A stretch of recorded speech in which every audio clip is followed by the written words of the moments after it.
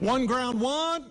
Remember the ground rounds at Don and Bob's in Brighton? Jeff Springutt does. His parents owned the joint for years. It's why he served food at his music venue, the Red Creek. But it's because of the music venue, not the food. Springutt is being inducted into the Rochester Music Hall of Fame, not to mention his work with Party in the Park and the Lilac Festival. Here's my interview with Jeff Springutt. So why don't we start back where this started, Brighton, right in the 12 Corners area when you were just a kid. That's right. I grew up in Brighton, and we got bored looking for something to do in the summertime, and probably my mother suggested, why don't you go up to one of those islands, those grassy areas, and put a little street festival on or something. I go, oh, okay, what's a street festival?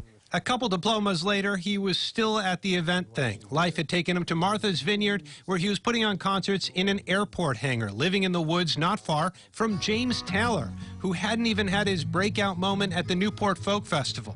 Just yesterday morning, they let me know you were gone.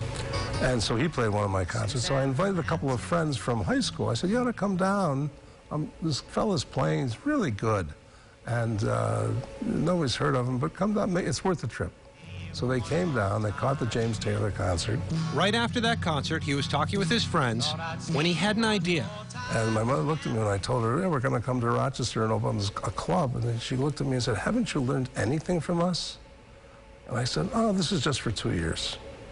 The Red Creek, or The Creek, on Jefferson Road, was born. And our thing was no top 40. Anything but top 40. So there was a band called Joshua, who was a blues rock band. And they eventually morphed into Duke Jupiter, who became very, very popular.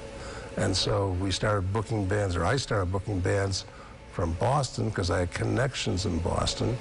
We had all kinds of blues bands, the Caldwell Winfield Blues Band. John Lee Hooker was represented by a guy I knew, and I just used my connections, and so we had bands coming in on a somewhat regular basis. To me, it's a satisfaction of bringing those people to the community that I'm living in, and we do our little piece of improving or maintaining, improving the quality of life for people here in town.